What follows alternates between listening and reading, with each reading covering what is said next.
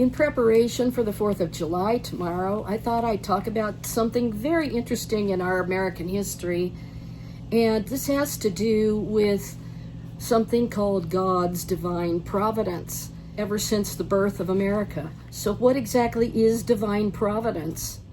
Divine providence refers to the concept that God actively guides and governs the universe and all events within it, ensuring that his will is accomplished. It's the belief that God's hand is present in both the grand sweep of history and the smallest details of life, orchestrating events for the ultimate good. This concept is central to many religions, including Christianity, Judaism, and emphasizes God's ongoing involvement in creation. And we are part of the story, which most people don't realize they're part of the story. Divine providence asserts that God doesn't simply create the world and then leave it to its own devices. Instead, he continues to actively oversee and guide all things. This guidance is not random. It's believed to be purposeful and directed towards a specific end, often related to God's will or plan for the universe. Divine providence stands in opposition to the idea that events are determined by chance or fate. It suggests that everything that happens for a reason, and that reason is rooted in God's design. Some theological perspectives distinguish between general providence, which refers to God's ongoing upholding of the natural order, and special providence, which involves specific interventions or miracles. Many religious texts, including the Bible, provide examples of divine providence, such as God's provision for his people, his guidance through difficult times, and his ultimate triumph over evil. For believers, the concept of divine providence offers comfort and assurance, knowing that even in the face of adversity, God is in control and working for good. While the concept of divine providence is central to many faiths, it also remains a mystery, as humans cannot fully comprehend God's ways or the full extent of his plan. Before I go further, I wanted to further tell you what happened the other day by divine providence, I believe. I had the Zillow app on my phone for a couple of years, but I had not looked for anything on Zillow in probably a year. And so I didn't have any properties saved. I didn't have anything. What was really super strange is I was going to go use the Zillow app for the first time in a long, long time. And, I was going to look up someplace that may be more affordable by now.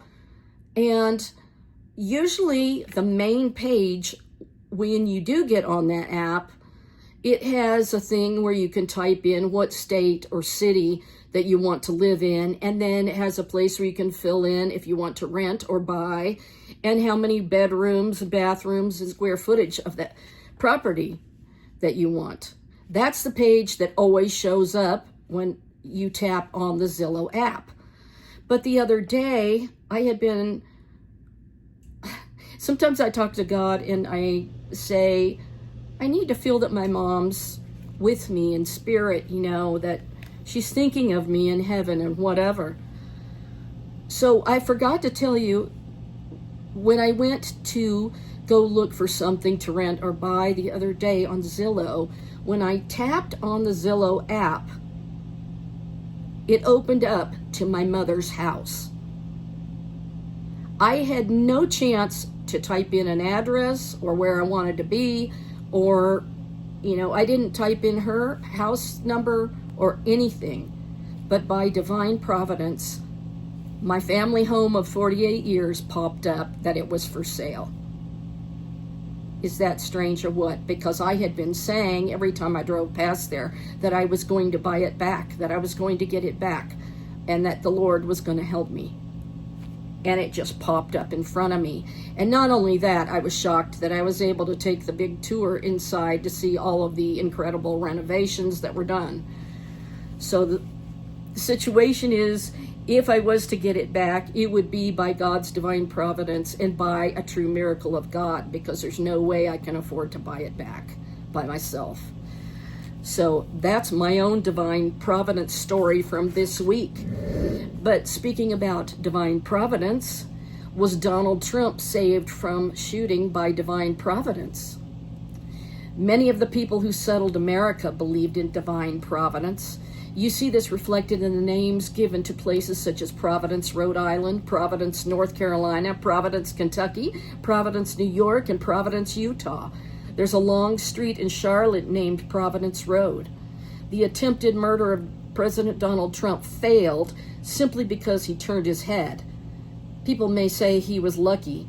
Others, including Donald Trump, say it was providential or divine providence. The good thing about believing in providence is that you will find you live in thankfulness to God. And what is astonishing about divine providence when God uses people in their lives and brings forth something to cause history to turn around and go another direction, and uses people by divine providence that they don't die, but they live and complete their mission. And we see this with General George Washington. And also, there are miracles of the American Revolution that are very unexplainable. And this is what I wanted to talk to you about, is how some of these amazing stories of miracles are so incredible that people gave praise and thanks to God for all that he did to save this country. For our Independence Day, for July 4th of 2025, I want to share some of the divine providence miracles of God. One of the most profound miracles in our American history happened to George Washington himself when he was just a young officer fighting in the French and Indian War. In one battle, Washington's job was to ride back and forth across the battlefield, delivering to the troops the orders from their commander, General Braddock. In the battle, the British troops were being annihilated, and every other officer on horseback was shot down. Even General Braddock was killed. But George Washington, a big man, a big target on horseback, amazingly was never wounded. But there was something that was so amazing that after the battle, George Washington wrote these words to his brother. "I had 4 bullets through my coat, and 2 horses shot from under me. Yet I escaped unhurt, although death was leveling my companions on every side. But by the all-powerful dispensations of Providence, I have been protected beyond all human probabilities." It was clear to General Washington that he had been saved from injury by Almighty God, and it was truly a miracle. And George Washington wasn't the only one who knew the story. 15 years later, as Washington was traveling with a friend through that same area where the battle had been fought, 2 native braves told George Washington that their chief wanted to meet him. When they met, the old native chief told George Washington a truly amazing story. He said that on that battlefield that day, he was the leader of the native warriors, and he said that during the battle, as he saw Washington crossing the battlefield, fully exposed, he said, "Quick, let your aim be certain," and he dies. Our rifles were leveled, rifles which, but for you, knew not how to miss. But it was all in vain. A powerful, far mightier than we, shielded you, seeing that you were under the special guardianship of the Great Spirit. I ordered all to immediately cease to fire at you. And then the old chief said something to George Washington that was quite prophetic. He said, "Someday you will become the chief of nations, and a people yet unborn will hail you as the founder of a mighty empire." Whew, that's chilling. That day, God performed a miracle in George Washington's life. George Washington knew it, and he never forgot. Now here's the exciting story of George Washington's prophecy. A visit from an angel revealed the destiny of our nation. This is written by Jessica James about the history of George Washington.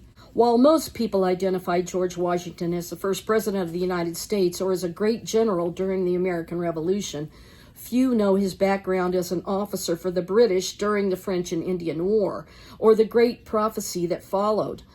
On July 9th, 1755, at the Monongahela River, near the city of Pittsburgh now, Washington and his men were outnumbered and outmaneuvered by the French and Indian warriors. Within 2 hours, 1,000 British soldiers were killed or wounded, while only 30 French and Indian warriors were injured. One must remember that at the time, the British soldiers only knew how to fight in the open, standing shoulder to shoulder in perfect battle lines, and they wore bright red uniforms. The Indian warriors, on the other hand, fought from the cover of trees and rocks. 23-year-old Washington rode at the rear of General Edward Braddock's army. American soldiers were considered inferior, but had warned him of fighting the Indians using this suicidal method of warfare. As the troops passed through a ravine, they were shot upon. Washington rode back and forth, delivering Braddock's orders until he became the only officer still on horseback. The young officer then took command after Braddock was wounded, but the 2-hour ambush left 976 casualties before Washington could save what was left. A British officer recorded, "I expected every moment to see him fall. Nothing but the superintending care of Providence could have saved him." Later that night, as the last of the wounded were being cared for, Washington assessed his own situation. Upon taking off his coat, he found 4 bullet holes had passed through his jacket, but left no marks on his skin. They literally seemed to have stopped before touching his body. 9 days later, in a letter to his brother to confirm that he was still alive, he wrote, "As I have heard, since my arrival at this place, a circumstantial account of my death and dying speech, I take this early opportunity of contradicting the first and of assuring you that I have not as yet composed the latter. But by the all-powerful dispensations of Providence, I have been protected beyond all human probability or expectation, for I had 4 bullets through my coat and 2 horses shot under me, yet escaped unhurt, although death was leveling my companions on every side." This 23-year-old officer went on to become the commander-in-chief of the Continental Army and the first president of the United States. In all the years that followed, George Washington was never injured in battle. Here's the Indian chief's story. In 1770, Washington had an opportunity to sit face to face with the respected Indian chief whom he fought against in battle. And this is what the chief said: "I am a chief and ruler over my tribes. My influence extends to the waters of the Great Lakes and to the far blue mountains. I have traveled a long and weary path that I might see the young warrior of the great battle. It was on the day when the white man's blood mixed with the streams of our forests that I first beheld this chief, Washington. I called to my young men and said, 'Mark you, tall and daring warrior, he is not of Redcoat tribe. He hath an Indian's wisdom, and his warriors fight as we do, himself alone exposed. Quick, let your aim be certain, and he dies.' After our rifles were leveled, rifles which, but for you, knew not how to miss, 'twas all in vain. A power mightier than we shielded you. Seeing you were under the special guardianship of the Great Spirit, we immediately ceased to fire at you. I am old, and shall soon be gathered to the great council fire of my fathers in the lands of the shades. But ere I go, there is something bids me speak in the voice of prophecy. Listen. The Great Spirit protects that man," pointing at Washington, "and guides his destinies. He will become the chief of nations, and a people yet unborn will hail him as the founder of a mighty empire. I am come to pay homage to the man who is the particular favorite of heaven and who can never die in battle." This story, showing God's hand in the founding of our country, was part of every child's education until it was removed from school textbooks in the 1930s. Washington continued to be a man of prayer. a fact that is well documented, but there is one incident that has all but disappeared from history books or any accounts of our first president. The first-hand account of this vision was given in 1859 by an old soldier named Anthony Sherman, who presented it to a writer, Wesley Bradshaw. In the vision that Sherman describes, God revealed to George Washington that 3 great perils would come upon the Republic. The account below was taken from the reprint in the U.S. War Veterans paper, the National Tribune, in December of 1880, which was reprinted in 1950 in what is now called the Stars and Stripes. Anthony Sherman was 99 years old at the time of the telling of this tale, so there are many who discount it. The old soldier first told the writer about the winter of 1777 at Valley Forge. I have often seen the tears coursing down our dear commander's careworn cheeks as he would be conversing with an officer about the condition of his poor soldiers. He went on to say that he remembered the day that Washington remained in his quarters nearly all the afternoon alone. When he came out, I noticed that his face was a shade paler than usual, and there seemed to be something on his mind of more than ordinary importance. After taking care of some business, Sherman reported that Washington returned and told this story. I do not know whether it is owing to the anxiety of my mind or what, but this afternoon, as I was sitting at this table, engaging in preparing a dispatch, something in the apartment seemed to disturb me. Looking up, I beheld, standing opposite to me, a singularly beautiful being. So astonished was I, for I had given strict orders not to be disturbed, that it was some moments before I found language to inquire the cause of the visit. A second, a third, and even a 4th time did I repeat my question, but received no answer from my mysterious visitor, except a slight raising of the eyes. By this time, I felt strange sensations spreading through me. I would have risen, but the riveted gaze of the being before me rendered a volition impossible. I tried once more to speak, but my tongue became useless, as if paralyzed. A new influence, mysterious, potent, irresistible, took possession of me. All I could do was to gaze steadily, vacantly at my unknown visitor. Gradually, the surrounding atmosphere seemed to fill with sensations and grew luminous.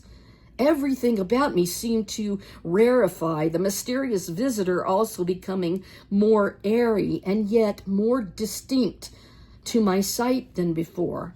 I began to feel as one dying, or rather to experience the sensations I sometimes imagine accompanying death. I did not think, I did not reason, I did not move. All were alike impossible. I was only conscious of gazing fixedly, vacantly on my companion. Presently, I heard a voice say, "Son of the Republic, look and learn," while at the same time my visitor extended an arm eastward. I now beheld a heavy white vapor at some distance rising fold upon fold, and this gradually dissipated, and I looked upon the strange scene. Before me lay out in one vast plain all the countries of the world, Europe, Asia, Africa, and America. I saw rolling and tossing between Europe and America lay billows of the Atlantic, and between Asia and America lay the Pacific. "Son of the Republic," said the same mysterious voice as before, "look and learn." At that moment, I beheld a dark, shadowy being, like an angel, standing, or rather floating in midair between Europe and America. My gosh, doesn't that sound like what I just told you that Patera saw? A dark, shadowy being like an angel? It's in this story. Wow, I didn't know that till I just got to this part. Dipping water out of the ocean in the hollow of each hand, he sprinkled some upon America with his right hand, while with his left he cast some over Europe. Immediately a cloud arose from these countries and joined in mid-ocean.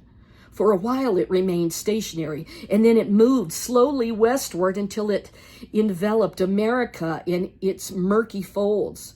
Sharp flash of lightning gleamed through at intervals, and I heard the smothered groans and cries of the American people.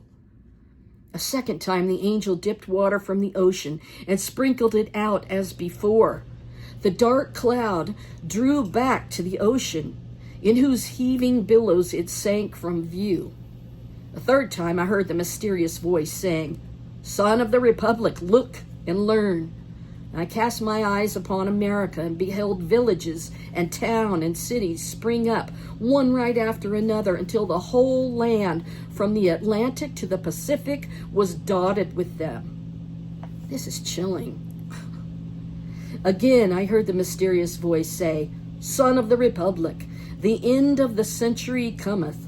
Look and learn." And this time a dark, shadowy angel turned his face southward. From Africa, I saw an ill-omened spectre approach our land.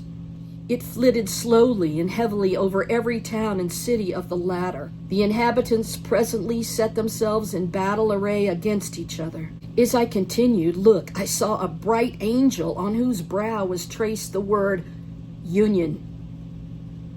He was bearing the American flag, and he placed the flag between the divided nation and said, "Remember, ye are brethren." Instantly the inhabitants, casting down their weapons, became friends once more and united around the national standard, the flag. Again, I heard a mysterious voice saying, "Son of the Republic, look and learn." And at this, the dark, shadowy angel placed a trumpet to his mouth and blew 3 distinct blasts. And taking water from the ocean, he sprinkled it upon Europe, Asia, and Africa. And then my eyes beheld a fearful scene. From each of these continents arose thick black clouds that were soon joined into one.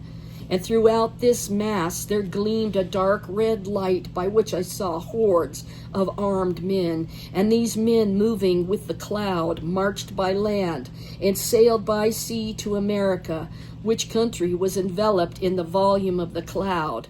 And I dimly saw these vast armies devastate the whole country and burn the villages, towns, and cities which I had seen spring up. As my ears listened to the thundering of the cannon, clashing of swords, and shouts and cries of millions in mortal combat, I again heard the mysterious voice saying, "Son of the Republic, look and learn."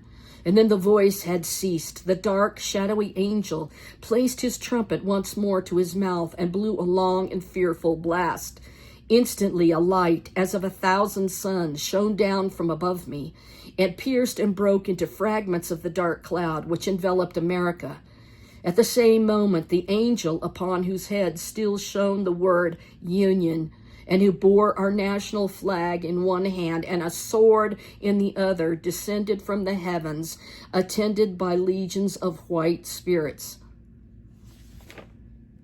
That's the people that have passed on, that are up there. Their soul and spirit went up to be with the Lord, and they're clothed and dressed in white.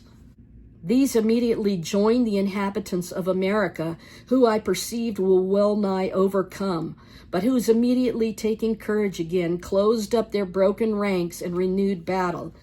Again, amid the fearful voice of the conflict, I heard the mysterious voice say, "Son of the Republic, look and learn." As the voice ceased, the shadowy angel for the last time dipped the water from the ocean and sprinkled it upon America.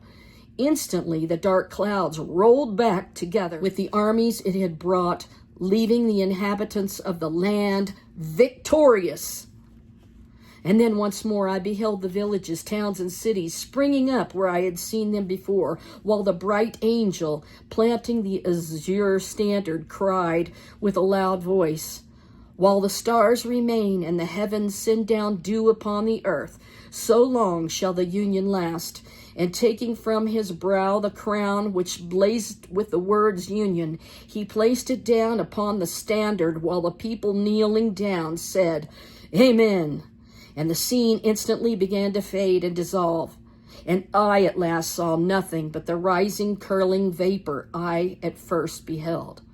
This also disappeared, and I found myself once more gazing upon the mysterious visitor, who, in the same voice I heard before, said, "Son of the Republic, what you have seen is thus interpreted. 3 great perils will come upon the Republic. The most fearful for her is the 3rd. But the whole world united shall not prevail against her. Let every child of the Republic learn to live for his God, his land, and union." With these words, the vision vanished, and I started from my seat, and I felt that I had seen a vision wherein had been showed the birth, progress, and destiny of the United States. Washington went on, of course, to become the first president of the United States.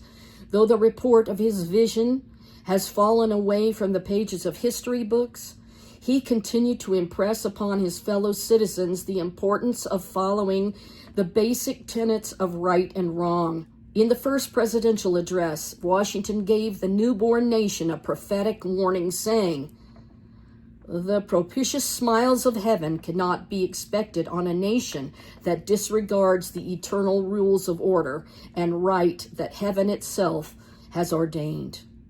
So this was George Washington that was telling this vision that he had of this visitor.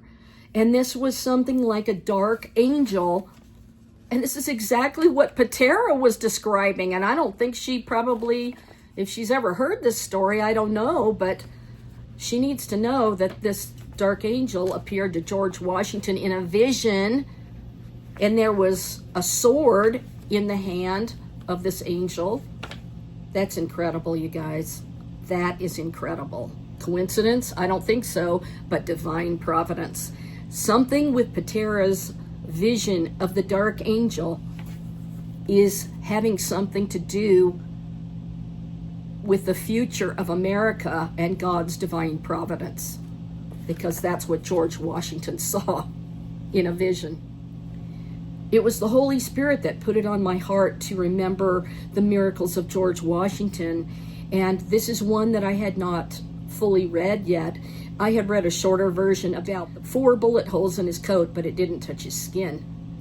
And then the 2 horses shot out from under him during the battle, and he didn't die. But that's the first time I've seen that part about his vision, and it being a dark angel showing him what was going to happen, having a sword in his hand. I got to get this message to Patera. And in that story where he had the bullet holes through his coat and 2 horses shot out from under him, yet he escaped unhurt, a Native American who fought in the battle that I was talking about stated, "Washington was never born to be killed by a bullet. I had 17 fair fires at him with my rifle, and after all could not bring him to the ground." So let's tell a little bit more of what happened with General Washington. Years later, during the early spring of 1776, with the British in control of Boston, Washington ordered cannons brought through the snow from Fort Ticonderoga, some 300 miles away, to fortify Dorchester Heights overlooking Boston Harbor. Seeing the danger, British General Howe ordered an amphibious assault on the American position. However, the night before the assault was to begin, a hurricane or terrible storm, a southeaster of gale proportions, hit the Boston area and disrupted Howe's plans. So he called off his attack on the American position due to the badness of the weather. As a result of the sudden storm and the strength of the American position commanding movement in and out of Boston Harbor, General Howe ordered the British troops to evacuate Boston. Then, in the summer of 1776, General Howe had a British force of more than 400 ships and 32,000 troops stationed around Staten Island and New York Harbor. George Washington gathered about 8,000 American troops to Brooklyn Heights on the western edge of Long Island. The British were able to land about 15,000 troops behind Washington's lines and inflict heavy losses on the Americans, who were encircled on Brooklyn Heights with their backs to the East River. However, the weather again proved to be a deciding factor. Strong winds, an ebbing tide, and incessant rain kept the British from further attacks on the American position and from moving their warships into the East River to cut off an escape route. Washington, realizing the danger of his position, ordered a nighttime evacuation of Long Island. And that evening, about 11 p.m., the wind died down and a thick fog enveloped, shrouding the American evacuation. And when the fog lifted later the next morning, the British were surprised to find that the American soldiers were nowhere to be found. One American soldier wrote, "Providentially for us, a great fog arose, which prevented the enemy from seeing our retreat." The outcome of this battle has been described as so astonishing that many, including General Washington, attributed the safe retreat of the American army to the hand of God. If wind, rain, and the fog, termed the heavenly messenger, had not intervened for the Americans, they would have been captured, Washington would have been hanged, and the revolution would have come to an early end. In December of 1776, with morale low and the American army dwindling to about 2,000 at Valley Forge, Washington decided to cross the ice-filled Delaware River and launch a surprise attack on the British in Trenton, New Jersey. The Americans attacked at sunrise on December 26 during a driving snowstorm with the wind at their backs and blowing into the faces of the mercenary Hessian troops who had been celebrating Christmas the day before. In less than an hour, the Americans captured nearly 1,000 Hessians and lost only a few men. Artillery officer Henry Knox wrote of the victory at Trenton, "Providence seemed to have smiled on every part of this enterprise." That's so cool. And then following the surprising American victory at Trenton, General Cornwallis was sent to engage Washington and his troops, who had recrossed the Delaware River and were deployed around Trenton. Traveling over muddy roads due to rain and a January thaw, Cornwallis eventually pinned Washington and his troops with their backs against a little creek. Believing he had Washington trapped, Cornwallis decided to wait till the next day to bag the fox. However, during the night, there was another providential change in the weather. The temperature dropped, freezing the ground and allowing for easier movement of men and materials. Washington's troops left their fires burning and evacuated their camp. They were able to move over the frozen roads to attack and defeat British troops in Princeton behind Cornwallis, endangering his supply lines. This surprising turn of events in favor of the Americans happened because of a providential change in the weather. The escape from a trap and victory at the Battle of Princeton were seen as evidence of God's hand in these events. You guys, we are a great nation, created and founded by God. And our leaders were giving God the praise for every miracle and every victory they received. Another crucial turning point occurred in the summer of 1777. British General John Burgoyne was marching down the Hudson River Valley from Canada with a force of 7,000 men to join General Howe, who was supposed to be marching north to Albany, New York. However, Burgoyne was stopped at Saratoga by a force of more than 15,000 Americans who were angered by the brutality inflicted by Burgoyne's Native American allies. Failing to defeat the Americans, Burgoyne and his troops began a retreat, only to be caught in a rainstorm that turned the roads into a slimy bog. When the Americans crossed the Hudson River ahead of him and blocked this escape, Burgoyne and 6,000 of his troops surrendered. General Howe never made the trip up the Hudson, as his reinforcements and supplies coming from England were prevented from reaching America for 3 months due to contrary winds. And remember when the disciples were rowing on the Sea of Galilee and the winds were they were rowing and the winds were contrary to them, and then Jesus stilled the storm? That's so funny, the winds were contrary to them. And then the defeat of one of Britain's best generals in North America by colonials was a shock to London, but it was viewed as a miracle in Paris, as it was a turning point in the Revolutionary War that brought France into the conflict on the side of the Americans. General Washington wrote of this event. He said, "I most devoutly congratulate my country and every well-wisher to the cause on this signal stroke of Providence."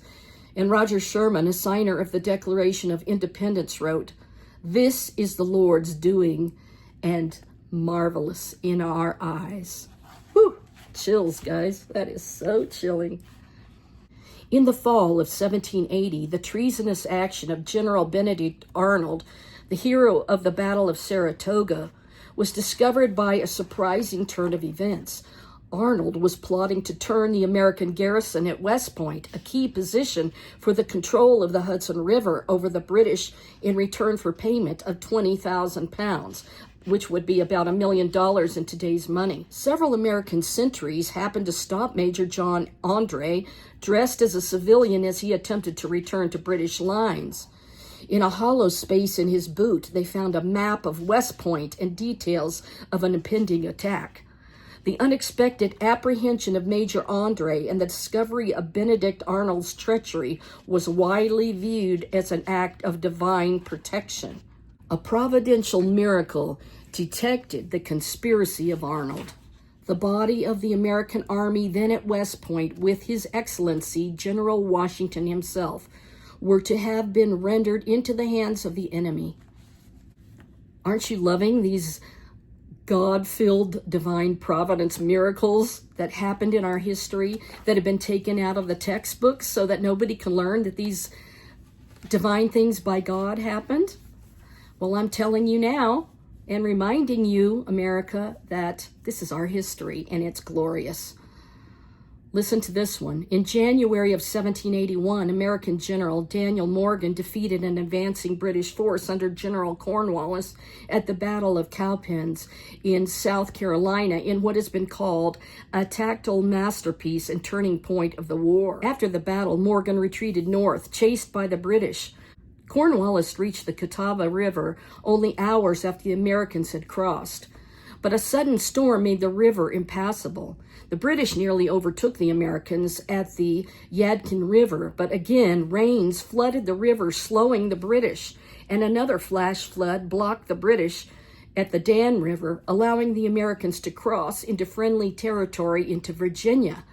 British General Henry Clinton described these events as follows. Here the Royal Army was again stopped by a sudden rise of waters which had only just fallen, almost miraculously, to let the enemy over. George Washington wrote in March of 1781, "We have abundant reasons to thank Providence for its many favorable interpositions on our behalf. It has at times been my only dependence, for all other resources seem to have failed us." The culminating battles of the Revolutionary War were also decisively influenced by the weather. In October of 1781, an inclusive engagement between the French and British fleets in the Atlantic, prolonged by shifting winds, allowed another squadron of French ships with troops and supplies to slip into the Chesapeake Bay, preventing British supply ships from reaching Cornwallis, who was surrounded by 17,000 French and American troops in Yorktown. Facing overwhelming odds, Cornwallis attempted a nighttime breakout by starting to ferry his regular troops across the York River. The first group made it safely across the river. However, a sudden and severe rain squall blew the second contingent of soldiers downriver, leaving Cornwallis with a much reduced force, and this sudden adverse turn of the weather completely disrupted the attempted breakout, and as a British colonel commented, thus expired the last hope of the British army. Cornwallis surrendered the next day, while a British military band played "The World Turned Upside Down." The American victory at Yorktown has been called one of the most influential battles in history, as it ended an 8-year struggle for independence and launched America on a path to becoming a world power. and it was aided by a sudden and dramatic change in the weather. After the pivotal Battle of Yorktown, Yale President Ezra Stiles wrote, "Who but God could have ordained the critical arrival of the French fleet so as to assist in the siege of Yorktown?"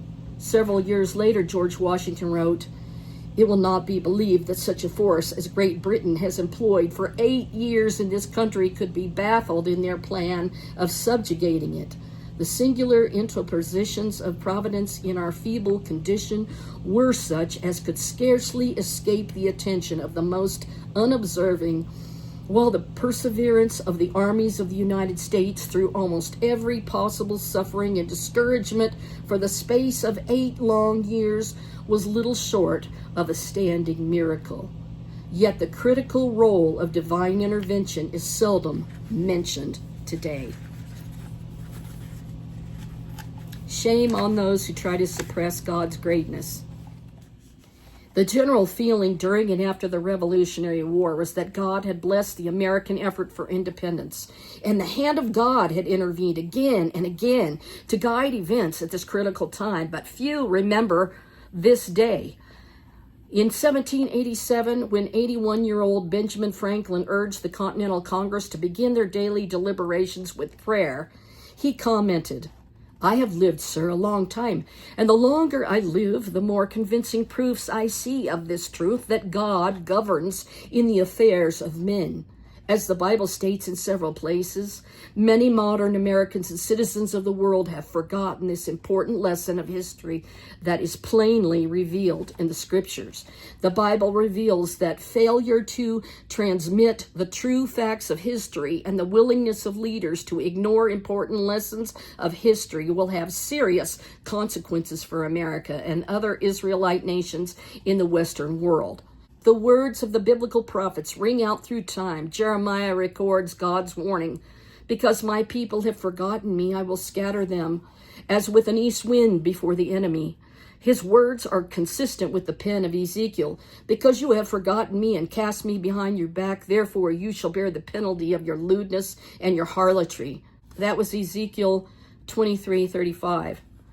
Then, likewise, through Hosea, he says, "My people are destroyed for lack of knowledge. Because you have rejected knowledge, I will also reject you from being priests for me. Because you've forgotten the law of your God, I will also forget your children." Hosea 4:6. God is going to allow nations whose people ignore his instructions and forget how he has intervened on their behalf to reap what they have sown. Remember that Donald Trump gave praise to God for saving him, gave honor to God, and he knew that it was by divine providence because he had a mission to fulfill. So I found this war drum, and I just told that story about Karen Diamond, who died in the terrorist attack in Boulder. Well, her name was Karen Diamond, and this is fascinating that I looked up this American Revolutionary War drum, and it says another object in this exhibit at this museum was used by 16-year-old William Diamond to summon Lexington's militia to the Common, where part of the column of British regulars split off to confront them. The British killed 8 of the Lexington militia.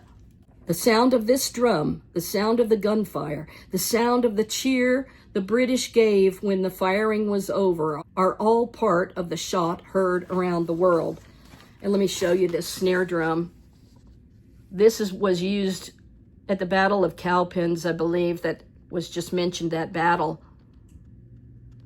But it was William Diamond who beat this drum. And Karen Diamond just died from that terrorist attack in Boulder. I think that's crazy connections. And by the way, that drum was in the Concord Museum. The picture is courtesy of the Lexington Historical Society, photo by David Bull. Now, this uniform consisting of coat, waistcoat, and knee breeches was worn by George Washington from 1789 until his death in 1799.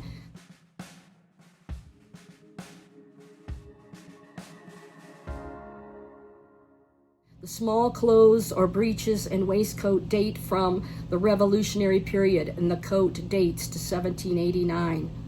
Washington ordered a new coat with plain yellow metal buttons and a rise and fall collar that was popular in the 1790s to pose for life portraits during this period, and he wears this uniform in a watercolor portrait on ivory painted by John Ramage in 1789 and in John Trumbull's famous 1790 painting of him at Verplancks Point in New York.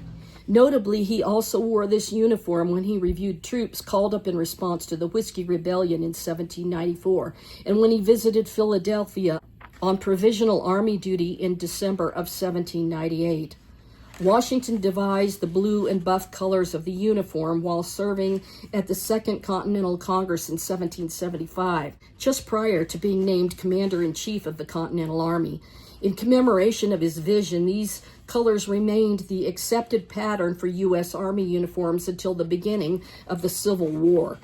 This uniform was initially donated to the Columbian Institute in 1841, and it was transferred to the National Institute and housed in the Patent Office. It came to the Smithsonian in 1883 from the Patent Office collection and has been on display almost continuously from the years 1942 to 1944. During World War II, the Smithsonian packed up many of its treasured artifacts and this uniform and sent them to the Shenandoah Valley for safekeeping. Let's talk about divine providence dealing with the Mayflower. The Mayflower was about 100 feet long from stem to stern and just 24 feet wide. In addition to its 102 passengers, the Mayflower carried a crew of 37 men, sailors, cooks, carpenters, surgeons, and officers. The crew was housed in small cabins above the main deck, while the Pilgrims were consigned to the gun deck or between decks, a suffocating windowless space between the main deck and the cargo hold below. These lower decks were very cramped, cold and wet, and low ceilings no more than 5 feet tall. And all around you, people are getting seasick. It's really not a very nice place to be. The passengers shared the gun deck with a 30-foot sailboat called a shallop that was stored below decks until their arrival in the New World. Between the masts, storage rooms, and shallop, the total available living space for 102 people measured only 58 feet by 24 feet.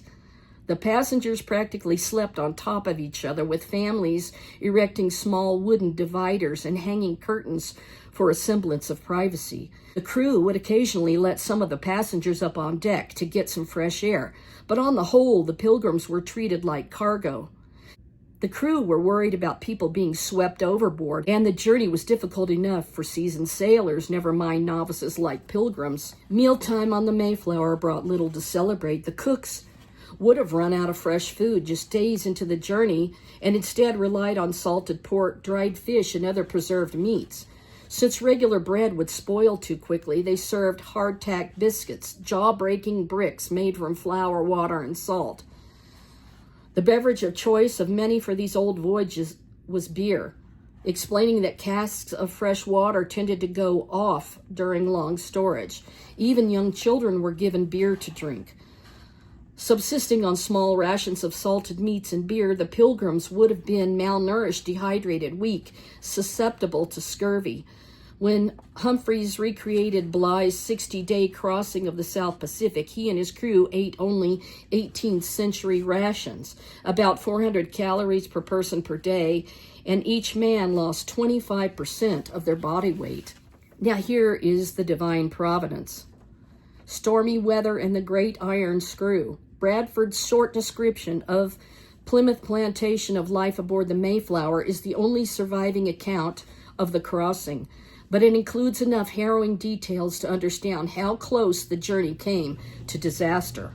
After a month of relatively calm seas and smooth sailing, the Mayflower encountered the first of an unrelenting series of North Atlantic storms that buffeted and battered the ship for weeks.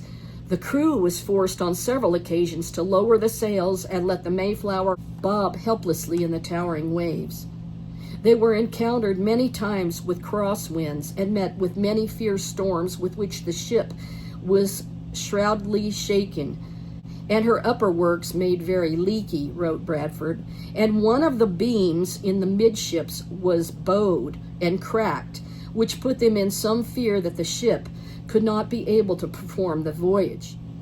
Whether Bradford was talking about a cracked mast or another type of wooden beam is unclear, but the damage was serious enough for the Pilgrims to call a meeting with the captain to discuss turning back.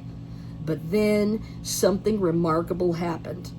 There was a great iron screw that the passengers had brought out of Holland, which would raise the beam into its place, wrote Bradford, describing an object that was either the screw of a printing press or a large jack to raise the roof of a house. Either way, it worked, and the Pilgrims committed themselves to the will of God and resolved to proceed. And here we all are, celebrating nearly our 250th birthday of America by God's divine providence. May God bless everybody. Have a blessed 4th of July, and remember, God is always in control. Even when the enemy comes in like a flood, we will lift his standard to fight against the enemy. And you know what his standard is? Jesus is the standard. He was lifted up on the cross, and all the Gentiles would follow this standard. It's pretty incredible. And these miracles shall never be forgotten, because people like me are going to retell them, and many other people that have written books and detailed the history of America and how God was somebody that George Washington looked to and trusted in. And believe me, they've tried to turn George Washington into something evil and make you believe he's, this Mason, not a Christian, blah, blah, blah. They've made you believe so many bad things about George Washington so that you would turn away from the Founding Fathers believing in God's divine providence, who they truly trusted in. And I have been to Mary Washington's house, George Washington's mother, and I saw her will hanging on the wall where she gave praise to Jesus Christ as her Savior. So they were believers, but you're being told they're not. Don't believe the lies, and believe in the true history of our great nation. Something that the American Indian prophesied, that we would become a great empire. And truly, this is marvelous in our eyes. Have a blessed 4th of July. I'll see you in the next video.